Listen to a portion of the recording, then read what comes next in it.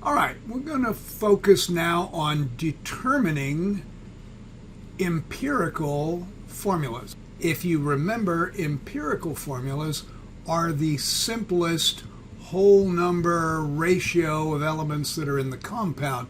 So when we looked at the empirical formula for glucose, we saw that we had 1 as a subscript for carbon, 2 for hydrogen, 1 for oxygen. This is the simplest ratio of these elements that you can represent in a formula, and that's an empirical formula.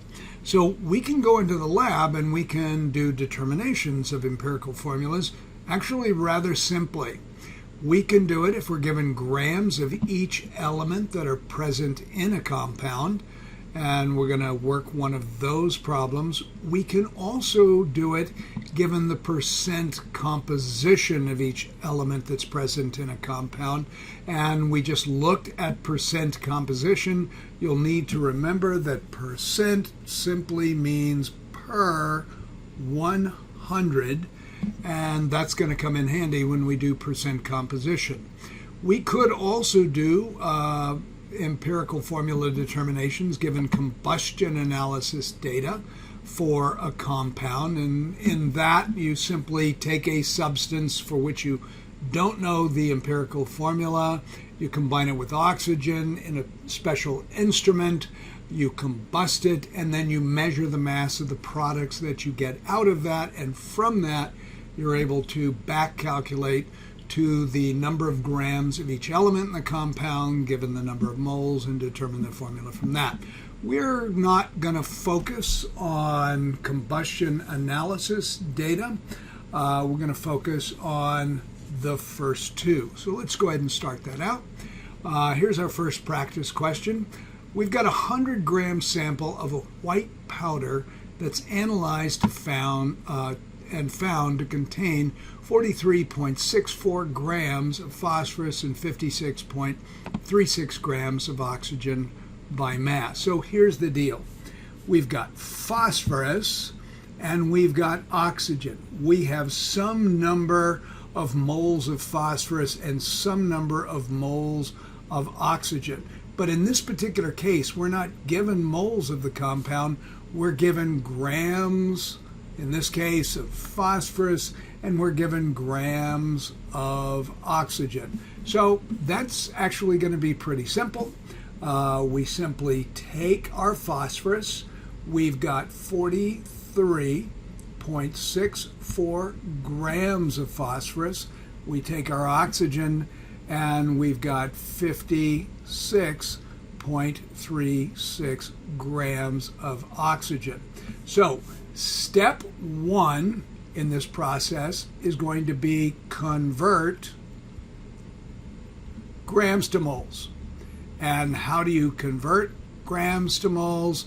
You divide by the molar mass, by molar mass. And I'm just using mm for molar mass. The molar mass, which you get from the periodic table for phosphorus, is 30.97 grams per mole.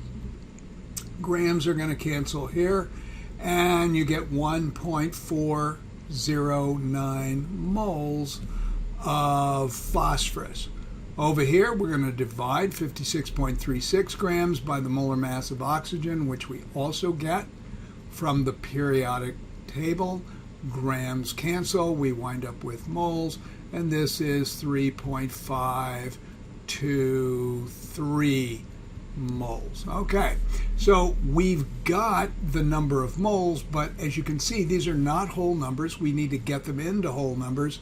So step 2 will be to divide by the smallest. So whichever one is the smallest number of moles, we'll divide by it, and that's going to guarantee us that we're going to get at least one whole number. So if I divide 1.409 by 1.409, I get the whole number 1. And if I divide 3.523 by 1.409, I wind up with not a whole number, but I get 2.5 5. So let's take a look at where we are. We've got P1 and O 2.5. So this brings us to step 3, which is multiply if necessary to get whole numbers. And is it necessary to multiply both of these values to get whole numbers? Now keep in mind, the 1 to 2.5 ratio is already a ratio. We just need to get them to whole numbers. And I think it's probably obvious that we're going to multiply the 1 by 2, and we're going to multiply 2.5 times 2, and that's going to get us to P2O5. And what that gives us is the molecular compound diphosphorus pentaoxide. Okay, it's IDE because it's a binary compound. All right, so diphosphorus pentaoxide, and this stuff is used as a desiccant. It's a dehydrating chemical. All right, so let's move on. Now we've got a more complicated problem, and let's just take a look at it. Cortisol, which they give us a molar mass, which is 362.47. One of the major steroid hormones is a key factor in the synthesis of protein.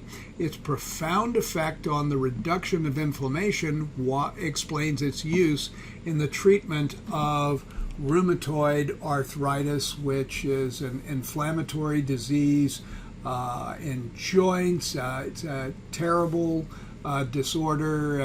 Actually, my great-grandmother had this, and she was very afflicted by it. But in any case, let's take a look at this case. What we've got is percent composition. You can tell that it's in percent. So this is percent by mass. And so we're 69.6% by mass carbon, 8.34% by mass hydrogen, and 22.1% by mass oxygen. And when you're given percent by mass, all you have to remember is that percent means per 100. So percent is equal to per 100. And so in this particular case, you don't have a sample mass, a total mass of the sample. But if you're given percent by mass, your step 1 is simply to assume 100 grams total mass. And when you assume 100 grams of total mass, 69.6% carbon becomes 69.6 grams of carbon, because 69.6% of 100 is 69.6 grams, if you're talking about a gram total mass. And the same thing's true for hydrogen and oxygen. So if you're given percent by mass, step 1 is assume 100 gram total mass. Step 2 is the same as the previous problem, which was step 1. In this case, we're going to convert grams to moles. How do we do that? Divide by the molar mass. And you get those molar masses from the periodic table. Step 3 will be the same as step 2 was, because once you've divided by the molar mass, you'll be in moles, and you're going to divide by the smallest. And once you've divided by the smallest, you may or may not have to multiply. But so I'll say multiply if necessary to get whole numbers. Okay, you can't have any decimals to get whole numbers. All right, so let's go ahead and let's work this problem. So what I'm interested in is X moles of carbon, X moles of hydrogen. I know I'm doing it slightly differently. X moles of oxygen. And we've assumed a total mass of 100 grams. So that's going to give us 69.6 grams of carbon. And that's going to give us 8.34 grams of hydrogen and 22.1 grams of oxygen. Just a side note, if you were given the percent by mass carbon, the percent by mass hydrogen, but not the percent by mass oxygen, all you would have to do is subtract 69.6 plus 8.34 from 100, and that would have given you the 22.1% by mass oxygen. All right, so all I'm going to do right now is I'm going to divide, okay, 1 mole is equal to 12.01 grams. That's for carbon. I'm going to do the same thing for hydrogen. 1 mole of hydrogen is equal to 1.01 grams. And 1 mole of oxygen is equal to 16.00 grams of oxygen. Let's work that out. So if I divide 22.1 divided by 16, I get 1.381 moles. And then I'm going to divide 8.34 divided by 1.01. That gets me 8.257. 8.257 moles.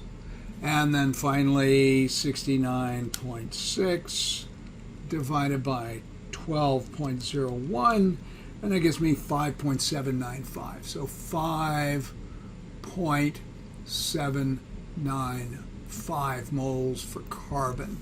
Next thing, divide by the smallest. Whichever one of these number of moles is the smallest, I'm going to go ahead and divide by in order to get some whole numbers. I'll certainly get one whole number when I divide 1.381 by itself. Not necessarily going to get a whole number here, but we'll see. And then I'll divide this by 1.381. As long as I'm dividing all of these by the same number, I maintain the ratio. For 5.795 divided by 1.381, that gives me, I'm going to go ahead and round this. It's like 4.196. I'm going to round that to 4.20 moles. And then 8.257 divided by 1.381. And I get 5.98. And 5.98 is so close. There's probably some rounding error. I rounded my molar masses to 2 decimal places. I think I am safe here rounding this to 6. If it were not this close, if it were 5.8, I wouldn't do that. But 5.98, very close to 6, so I'm going to round that. Notice I cannot round the 4.20. So I'm having to ask myself, this and this, oxygen and hydrogen are both whole numbers, but I need a whole number that I can round 4.2 by and get myself to a whole number. So I look at this, 0.2 times 5 will give me 1. I don't have to worry about the 4 because whatever I multiply by will be a whole number. But 5 times 4 is 20. So if I multiply 4.2 times 5, I get 20 plus 1. So I'm going to go ahead and multiply 4.2 times 5, and that's going to give me 21. But if I multiply one of these subscripts by 5, I have to multiply them all by 5, and I just continue with that, and that's going to give me 5. So here is my empirical formula, C21H30O5, and that is my empirical formula.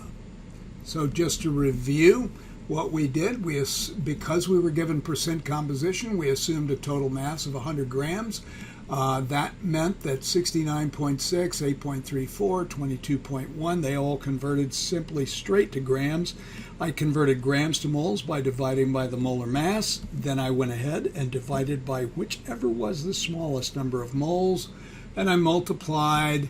I had to multiply in order to get everything to a whole number. It wasn't a problem with oxygen or hydrogen, but it was for carbon. But if whatever I do to one of those subscripts, I have to do to the others to maintain the ratio. All right, so that gave me this empirical formula. Here's my problem. That's not what the problem asked for. It asked for the molecular formula. And in order to help me get that, they gave me the molar mass or molecular weight of the compound 362.47. So here's what I'm going to do. I'm going to go ahead and calculate the empirical formula weight of this empirical formula, and then I'll show you what I'm going to do with it.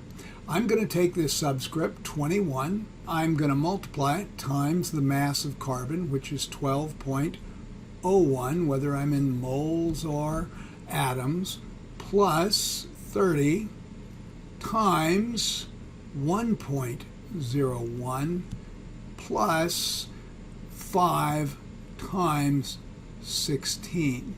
When I do that, I get 362.51, and this is an empirical formula. We'll keep it at AMU, and that's the value that I get for the formula weight for this empirical formula. So what is the molecular formula? Well, here's the deal. Take the molecular formula, or molecular weight, rather, and divide it by the empirical formula weight. This will always be the smaller value unless these two are the same or approximately the same. So the molecular weight, which is given in the problem, is 362.47, and the empirical formula weight is 362.51 when I get that calculated. All right, so you can see these are almost identical. The differences here are probably rounding errors. They're very, very close. This is essentially 1. Now, what this is a multiplier. If this were not 1, I would multiply it. Let's say it was 2. I would multiply all these subscripts by 2. But since it's 1, that's all I have to multiply by. And the molecular formula is identical to the empirical formula. It's C21H30O5. So that is our molecular formula. All right, let's just look at several molecular formulas so I can show you what I'm talking about. This is a drawing of formaldehyde, which has the molecular formula CH2O. Now, some molecular formulas are also empirical formulas, as in the previous problem where cortisol had the same molecular and empirical formula. In this case, both formulas, empirical and molecular, C1H2O1, and if we compute the molar mass or the formula weight, we have 30.03. And let's take another compound. This is acetic acid. And what you'll notice about acetic acid, the black sphere is representing carbon, and I just have twice as many carbons. The red spheres are oxygen. I have twice as many oxygens. And the white spheres are hydrogen. I have 4 of them in acetic acid, and I have 2 of them in formaldehyde. So acetic acid has the molecular formula of C2H4O2.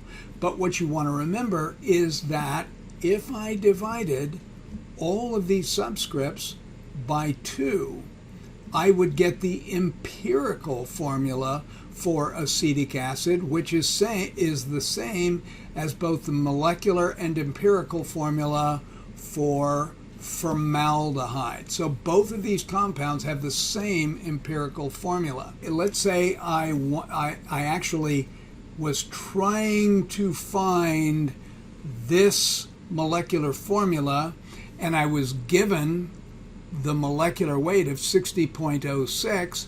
I determined the empirical formula for the compound, which is 30.03. I would take the molecular weight and divide it by the empirical formula weight, and this is going to give me my multiplier. All right, and so that would just be 60.06 divided by 30.03, and that would mean that my multiplier was equal to 2. And then I would just multiply all of these subscripts by 2 to get the molecular formula for acetic acid. All right, so that's the way that works.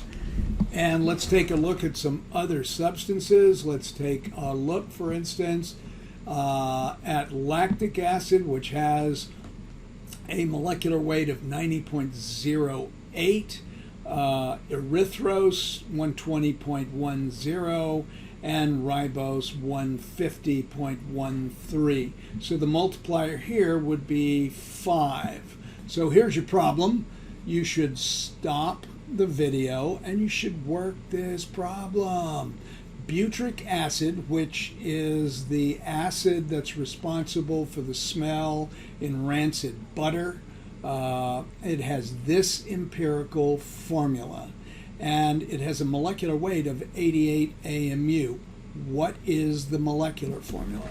So the empirical formula is C2H4O. Okay, so all you need to do, guys, compute the formula weight. The molecular weight is given to you in the problem. It's 88 AMU.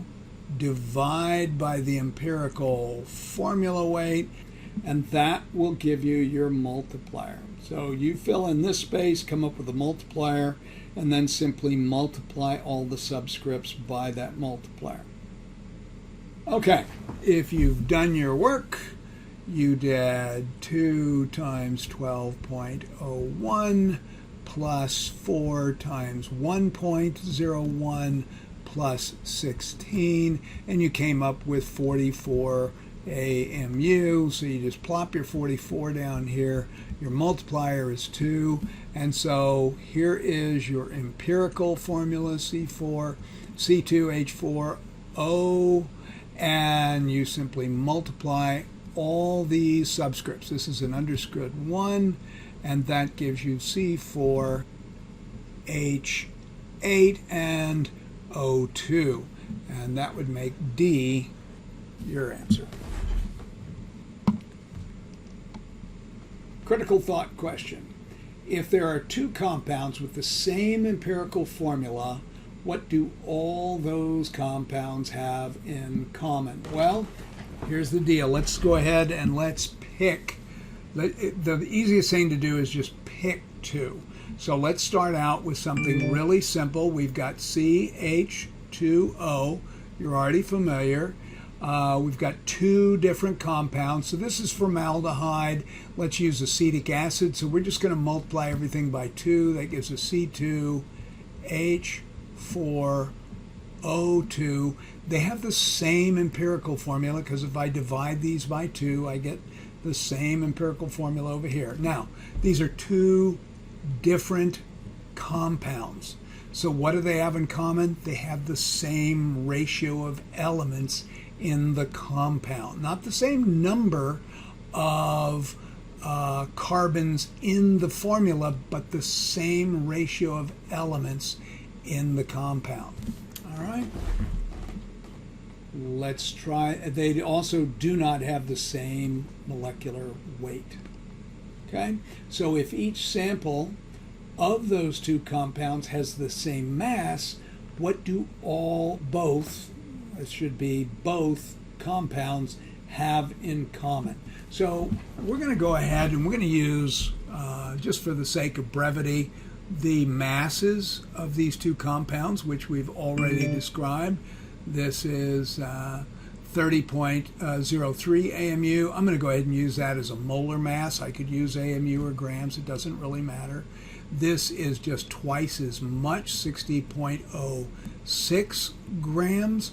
And now here's what I'm going to do. It says if each sample of those compounds has the same mass. Well, I'm going to pick the easiest mass for both of these guys that I possibly can. So for CH2O, I'm going to choose 1 gram.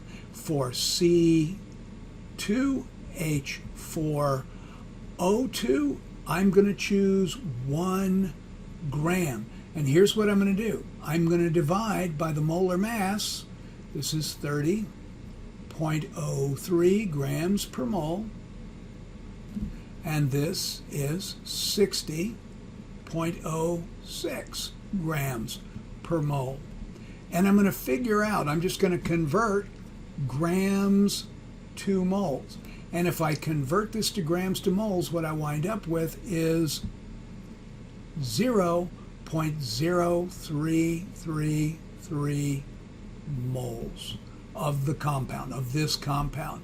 And since I have twice the molar mass, you can see that I'm going to have twice the number of moles of CH2O as I do of C2H4O2 because I have twice the molar mass. So that's going to give me simply half as many moles over here. So that's going to be 0.0166 moles. All right, so I've got half the number of moles for the heavier compound as I do for the lighter compound. So here's the deal. I want to know what they have in common. Well, I got half as many moles, and I've got, as I do for the lighter compound, what I want to figure out is, well, how many moles of carbon do I have? And how many moles of hydrogen do I have? And how many moles of oxygen do I have? And I'm going to figure out the same thing over here. How many moles of carbon? How many moles of hydrogen? And how many moles of oxygen? All right, so we're good to go. And here we go.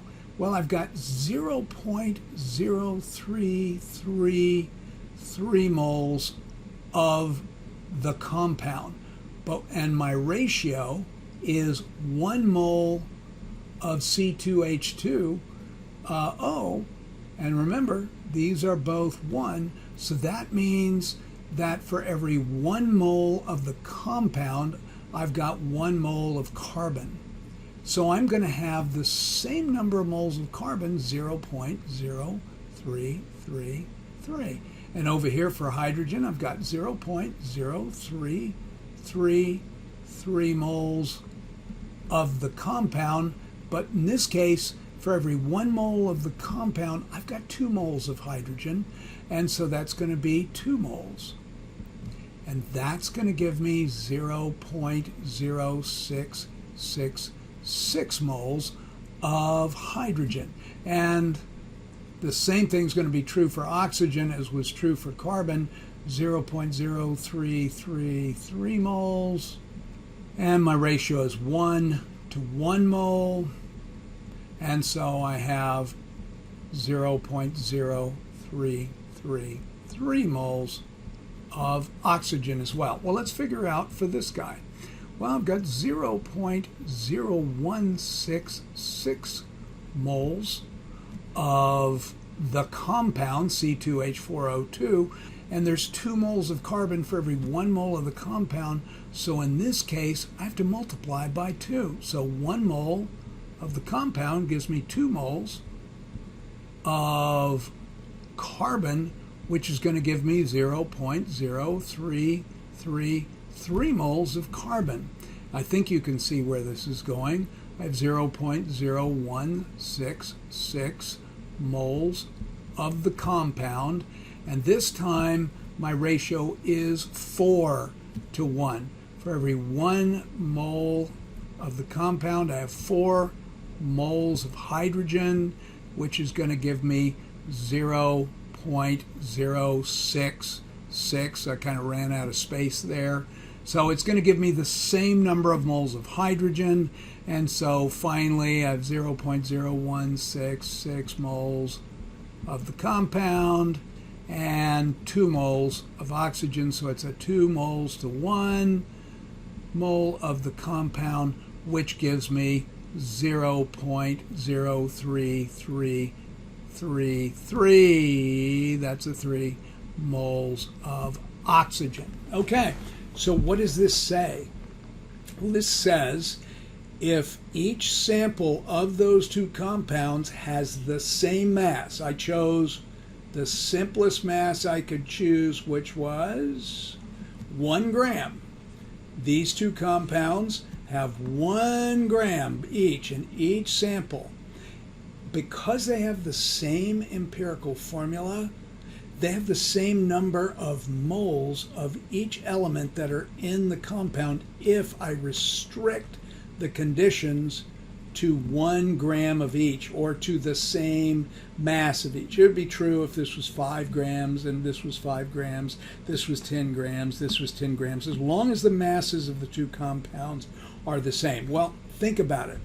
If I have the same moles of each element in both of these samples, then I have the same number of atoms, because 1 mole is equal to 6.022 times 10 to the 23rd atoms of that particular substance. And if I have the same number of moles, I have actually the same mass of carbon in both compounds. All right, so you should play around with that. That will help you make sense out of how exactly this works. It's a good critical thought question. All right, so this is just some general molecular formulas. You've got formaldehyde, acetic acid, lactic acid, and you can see if you take the molar mass of, let's say, glucose, which is C6H12O6, and you divide it by its empirical formula weight, the empirical formula for glucose, as we've seen several times, CH2O, and you just divide 180.16 by 30.03, you're going to wind up with a multiplier of 6, and then you would just multiply each of these subscripts by 6 to get the molecular formula.